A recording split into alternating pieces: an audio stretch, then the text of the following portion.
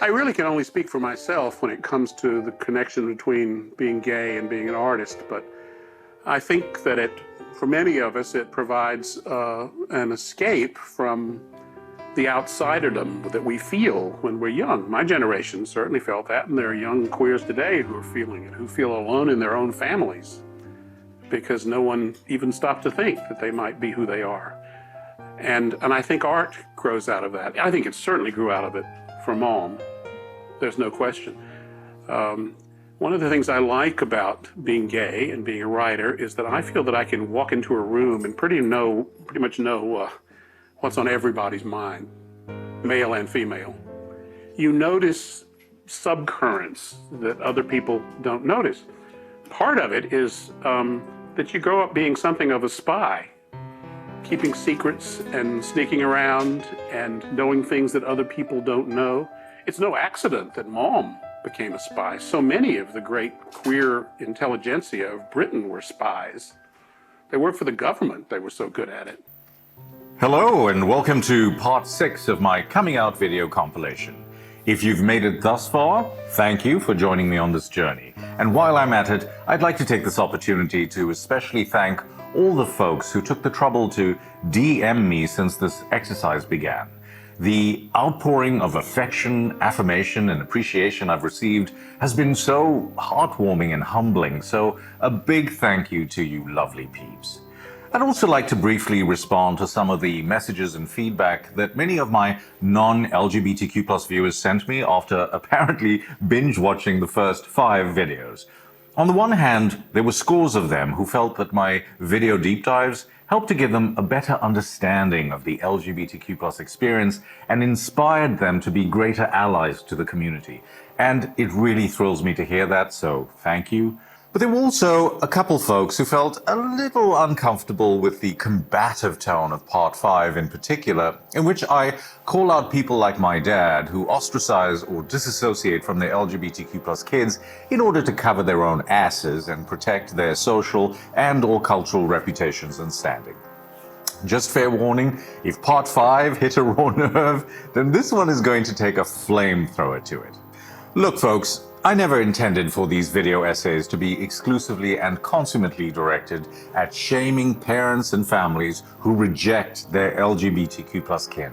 Of course, I recognize their humanity, but I refuse to valorize them or sing their praises at the same time. My chief aim with the series is to embolden and imbue the children of these parents and families with a sense of their own power and agency by helping them to recognize that they're not the problem. The regressive, intransigent, and anachronistic culture is. So these videos are very purposefully adversarial and critical because I want to tear apart those passed down bullshit, archaic, and outdated beliefs for these young people, so they feel emancipated, emboldened, and kind of badass when going into any coming out scenario. At the same time, if the shoe of parental dereliction of duty fits and these parents feel called out and triggered, then they must just fucking own it. None of them are going to win any Parent of the Year endorsements anytime soon. Well, certainly not from me. Because in today's zeitgeist, when we know so much more about the complexities of human behavior and sexuality, parents who still exile or ostracize their kids simply for being LGBTQ+ may claim that it's really only about religion or upholding traditional values. But if the ones who signal embarrassment or fret about what others will think or say were capable of self-awareness and of being really, truly intellectually honest with themselves, they'd have to confess that it's really all about their own insecurities and reputational damage control.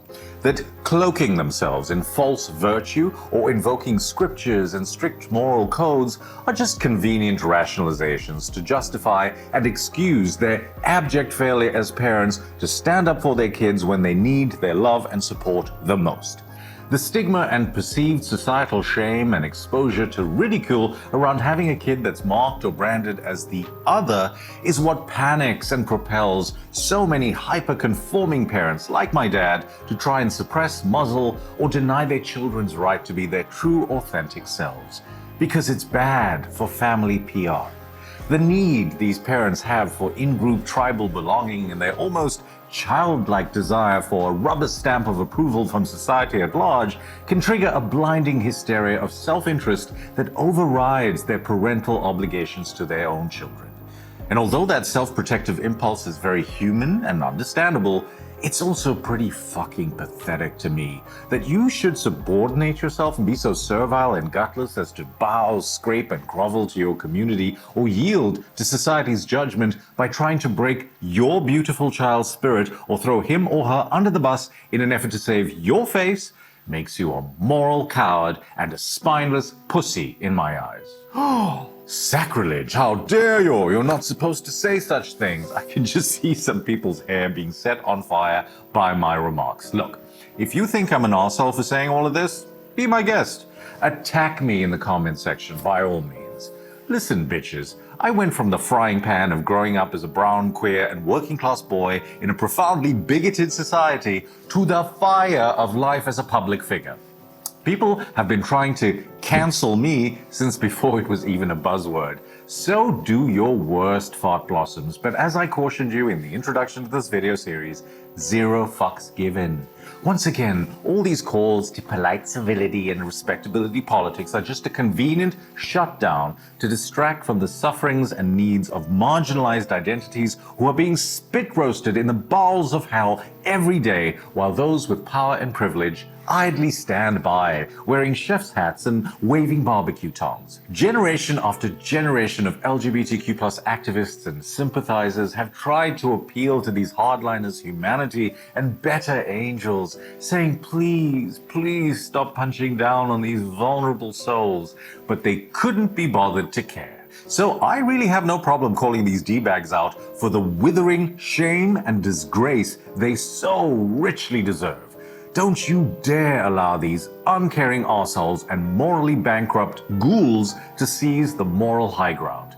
They have absolutely no claim to it, because there are far too many LGBTQ+ people taking their own lives or suffering from debilitating mental health problems due to the cruelty, tyranny, and damage inflicted on them, sometimes by their own families and parents in particular, violating the most basic rule of being a parent: unconditional love for your child. You parent the child you get, not the child you want. So grow a fucking pair and stand up for your kid.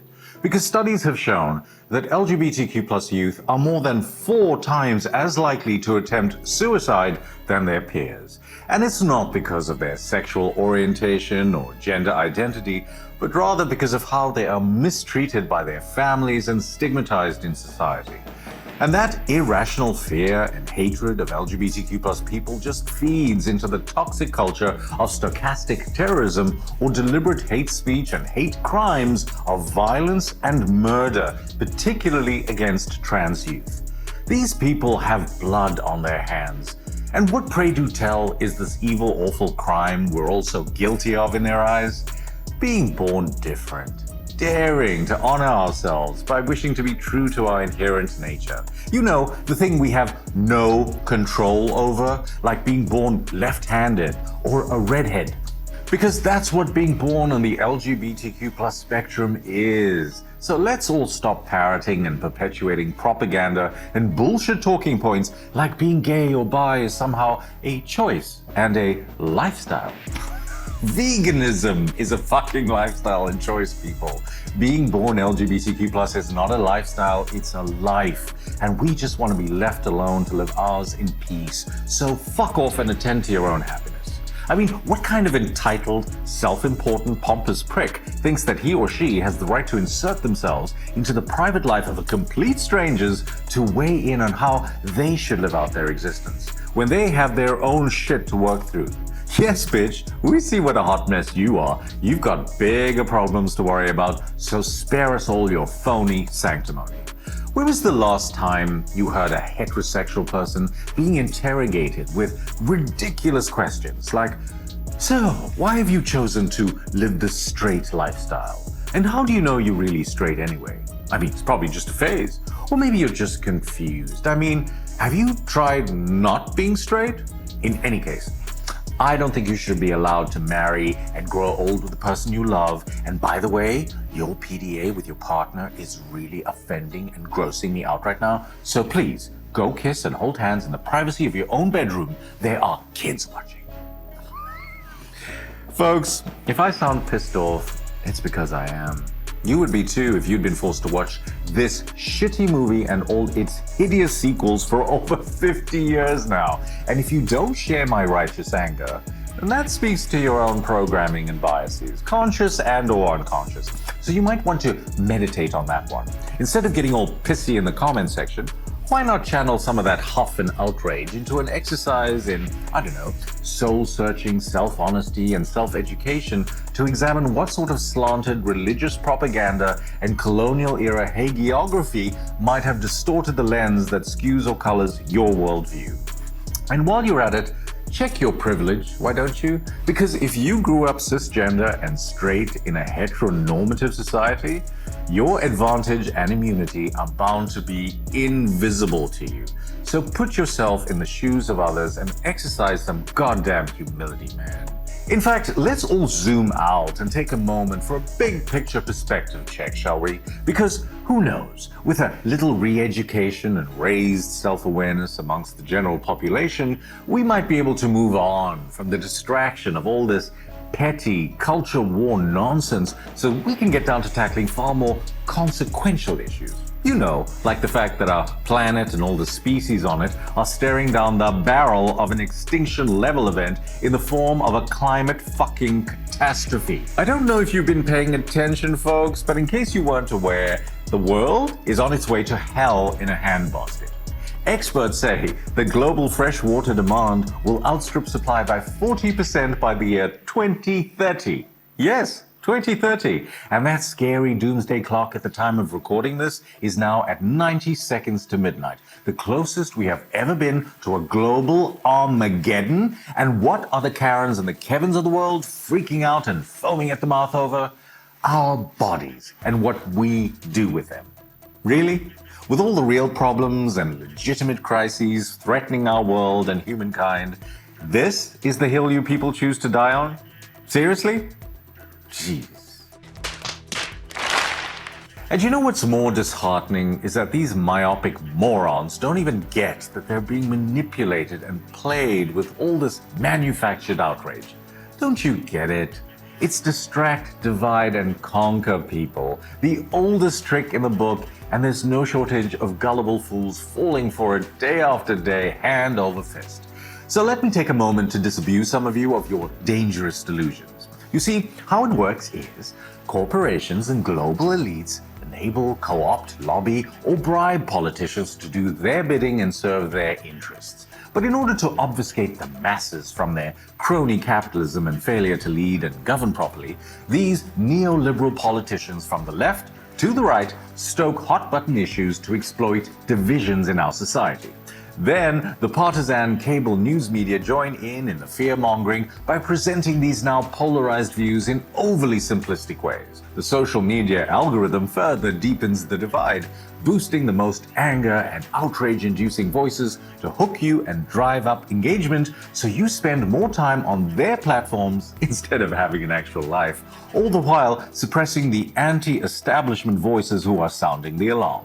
And then all the powers that be collude to do the 1-2 shuffle distraction dance to get the peasants to fight amongst themselves over a manufactured moral panic and silly culture war shit like wokeness, trans issues, and migration as a shiny object diversion to dazzle you and make a lot of noise over there so that over here they can continue to consolidate power, exploit labor, orchestrate the largest upward transfer of wealth, and rape the planet with impunity.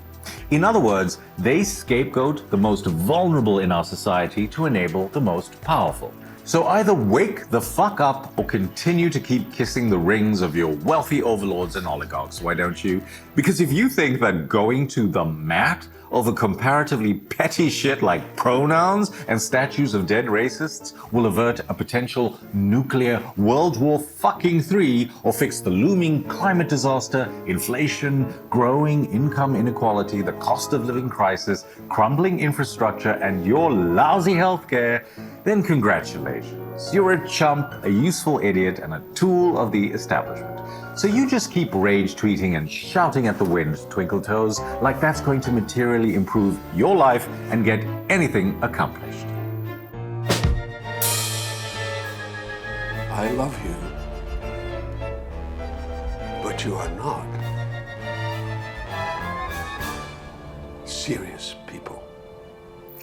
There you go. Consider yourself disabused. You're welcome. Okay, I'll get off my soapbox now and get to the advice part of this odyssey. You still with me? Woohoo! Then I invite you to check out the 7th and final video in the series.